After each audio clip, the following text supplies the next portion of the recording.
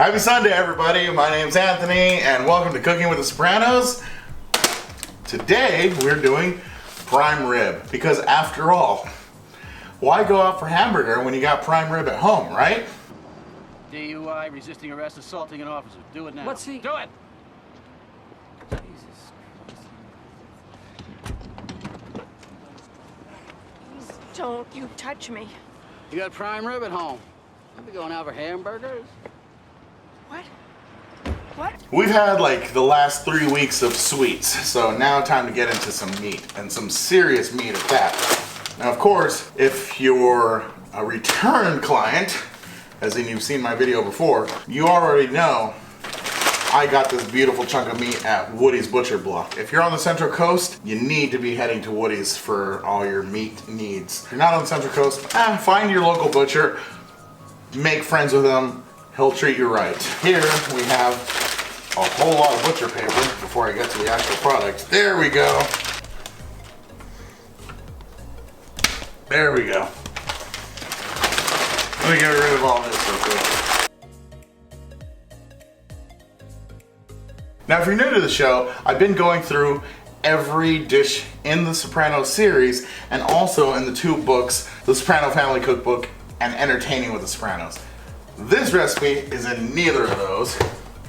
And normally I like to give credit where credit is due on where I stole the recipe from. With this, it's not entirely original, but I picked and choose from a couple different sites. Like I stole some tips from Giada de Laurentiis and some other cooking sites.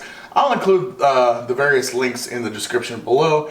But what I'm doing is kind of just like an amalgamation of them all. I also like to shout out who I'm drinking. And if you have watched the show before, you know I'm a big fan of the Riboli family of Paso Robles. This is their Cabernet Sauvignon from their Madalena line, and the reason why I'm drinking Cab Sauv will come up a little bit later. But for now, time to rub some meat. Super easy. Just gonna have black pepper, half as much salt, half as much granulated garlic, and a whole heaping bit of Italian seasoning. Going to toss them all together.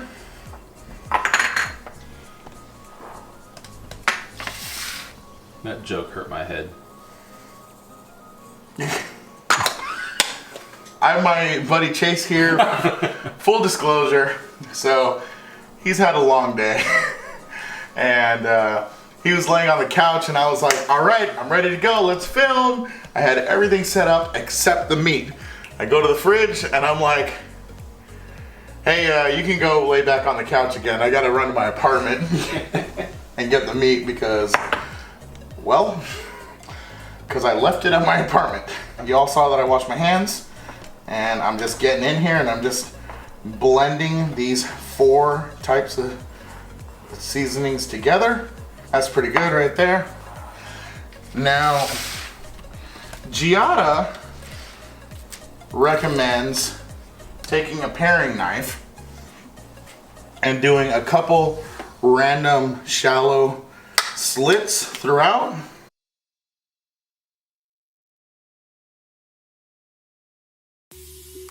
Way more olive oil than is needed, but just kind of do a quick rub all over like it's a gladiator in ancient Rome. You really probably only need about 2 tablespoons, maybe 3, depending on how much you get. This is about 5 pounds, thoroughly olive oiled. Now, with the hands, coat. And whenever you get to one of the places that you cut, make sure you rub just a little bit extra to make sure that the seasoning gets into that cut.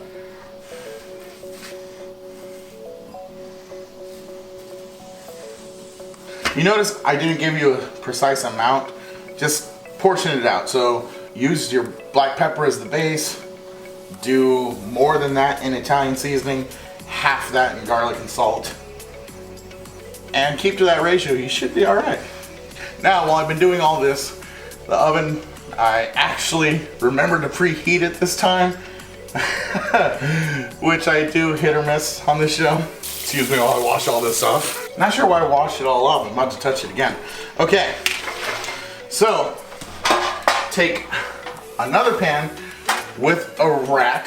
For some reason, I couldn't find a pan and a rack that fully matched. So I'm gonna be cooking at a little angle sideways here, whatever. Make sure that the fat side is the side that goes up, which is this side for me. Put it in here.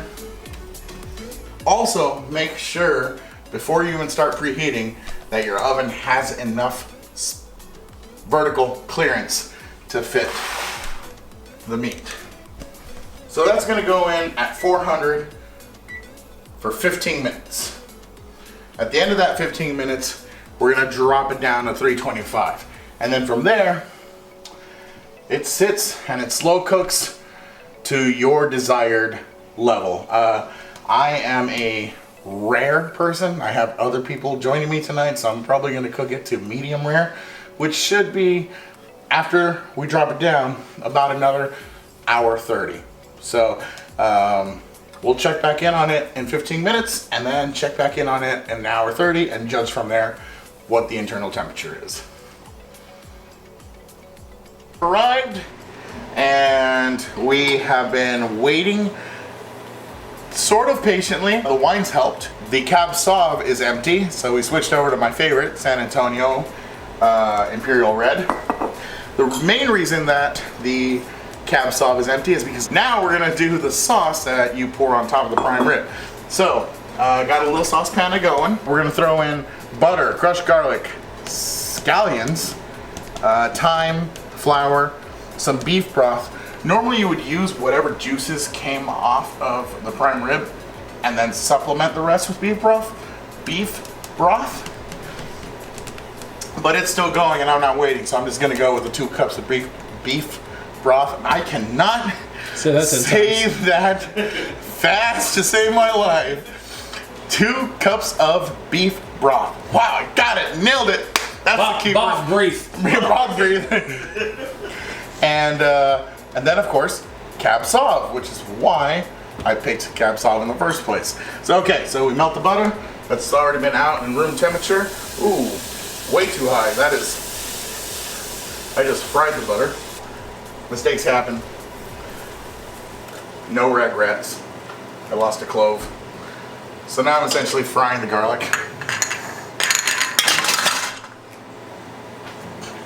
No, I haven't had too much to drink. My live studio audience is laughing at me, but they're being really polite about keeping their laughter to themselves. Ooh, the smell from that garlic and butter. Scallion or shallots. There's shallots. I said scallions. See if I make this one. Yes! Okay, now to add in the thyme. So now we cook this for about a minute or so. Chase is losing it. Okay, so we're sauteing this for about 3 minutes. Are you guys picking up the smell over there? Oh yeah. Yeah. It's really good right here. The flour's gonna kind of be a thickening agent.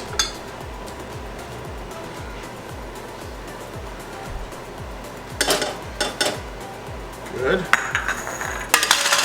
This is in there for about a minute or so, and then we add the beef broth and the rest of the Cabernet Sauvignon.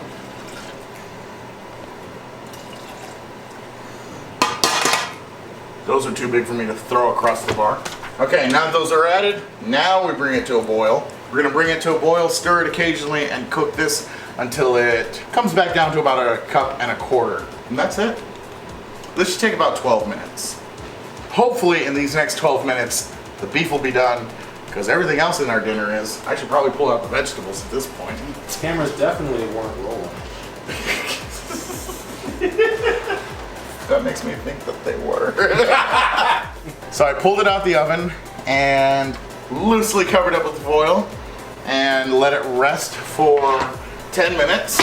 Now, we're sitting at 140 to transfer it onto, oh man, how do I do this? I'm just gonna caveman it like this. There we go. And voila. The look on Cameron's face right now. I wish he was on camera just so you could see it.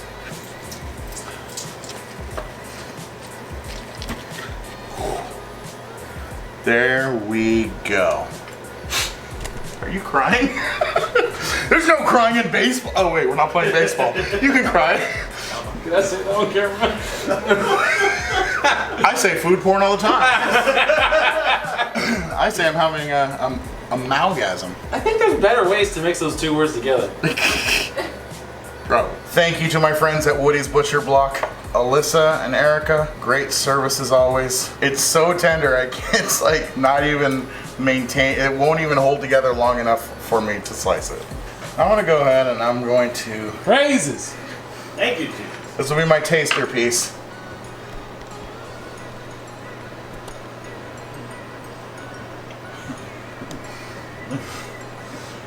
I am in such a happy place right now. It's like a hug from my mouth. Like, I've never tasted a meat so beautiful.